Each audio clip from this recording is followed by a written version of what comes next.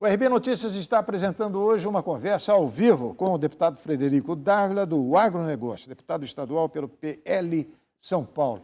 Um dos nossos temas aqui, estabelecido pela nossa produção, era falar um pouco sobre a AgriShow, não é? Que foi um importante acontecimento, um importante evento aqui no estado de São Paulo, que também está misturado com política. O presidente Bolsonaro esteve lá, o candidato também, Ciro Gomes, esteve lá. A AgriShow mostrou que o agro está fechado com o Bolsonaro, deputado?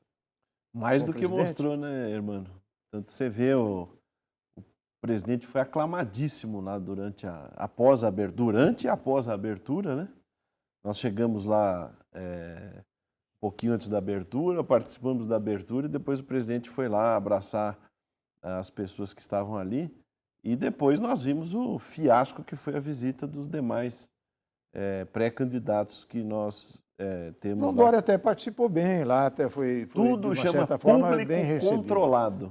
Mas o Ciro Gomes que teve um problema lá, grave. Porque ele xinga as pessoas, né? Então, ele é mas o João complicado, Dória faz uma coisa que é muito inteligente, né? Você conhece televisão, faz público controlado. Então, ele vai em locais onde ele já sabe que está tudo organizado para recebê-lo. Então, você não vai ver nenhuma hostilidade. E isso é muito comum na política brasileira, né? O próprio presidente gosta de dar entrevista para a rádio bolsonarista aqui de São Paulo. Não, não mas isso ele já... Mas, eu tô dizendo, mas ele vai no meio da rua, né?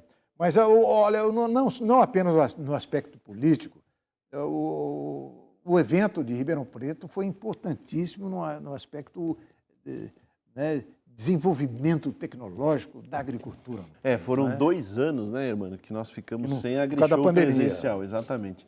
Então, a última edição foi em 2019, então nós ficamos 2020 e 2021 sem AgriShow.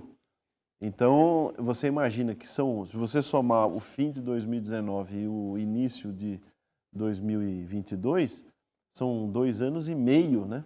E nesses 2 anos e meio houve um desenvolvimento... Muita pesquisa, muita novidade, muita coisa... 5G aparecendo aí. Muita coisa que estava sendo para ser lançada, que estava pronta para ser lançada em 2 AgriShows anteriores e não foram. Então, tinha muita coisa represada do ponto de vista tecnológico que apareceu agora. E foi muito bom o público, muita gente do Brasil inteiro, muita gente querendo voltar à AgriShow para ver as novidades. As empresas entraram com força também, porque também tinham muita novidade para mostrar para o público. Eu vou dizer para você que essa edição da AgriShow, quem não ficou ali pelo menos 3 dias inteiros não conseguiu ver tudo. Agora, o grande problema para o homem do campo é o preço do maquinário. Explodiu. O preço de um trator hoje é um carro de luxo para você comprar um trator. Mas é geral, né, irmão? Porque a gente vê a inflação no aço, a inflação na energia elétrica, a inflação nas demais fontes de energia. Nós tivemos falta de componentes eletroeletrônicos. Quando eu digo isso, a gente fala em chips. Nós tivemos um problema grande de chips, que um dos principais fornecedores de chips do mundo é a Tailândia. Nós tivemos problema com lítio, que um dos principais fornecedores se eu não me engano, o Azerbaijão.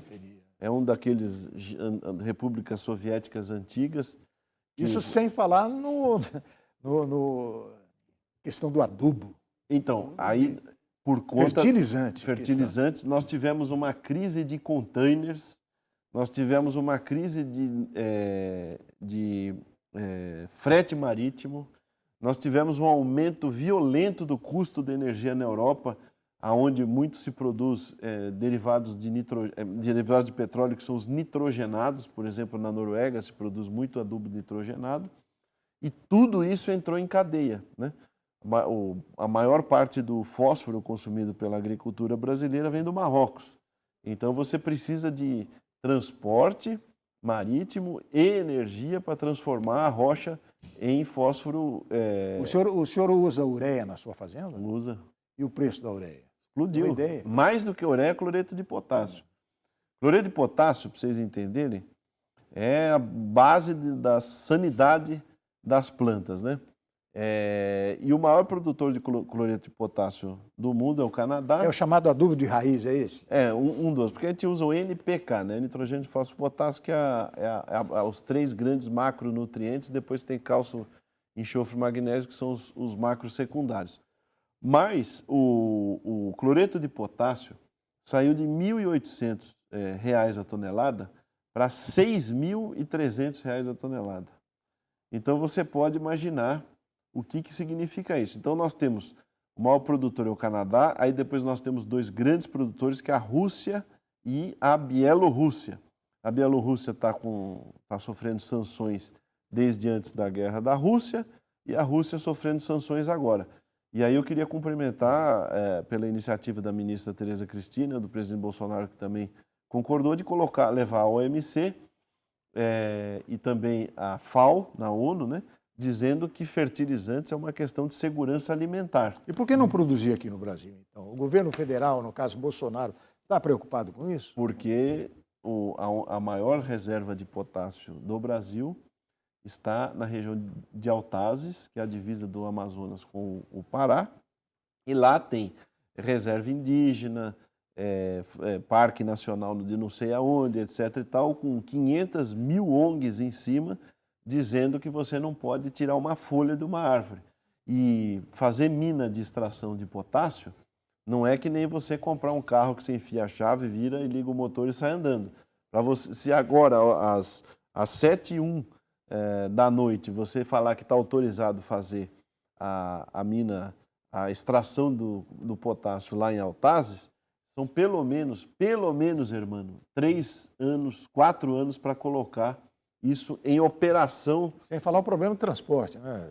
Estou falando assim para colocar a atividade mineral em operação. Nós temos uma mina importante também no Sergipe, que a Petrobras operava e que foi deteriorada na época dos governos anteriores, foi totalmente deteriorada. Ela não é tão grande quanto essa do norte do Brasil, mas ela atende uma parte.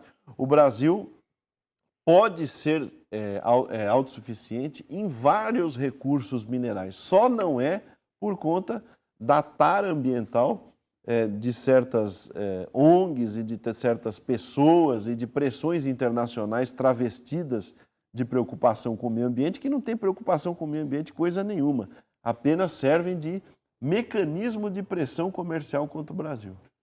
O nosso público, é claro, já percebeu que o deputado Frederico Dávila é um seguidor fiel das posições do presidente Bolsonaro. Então, há um assunto aqui que eu gostaria de conversar com o senhor, mas nós vamos ter que esperar o nosso próximo segmento. No próximo bloco nós vamos tocar nesse assunto, a questão da segurança no campo.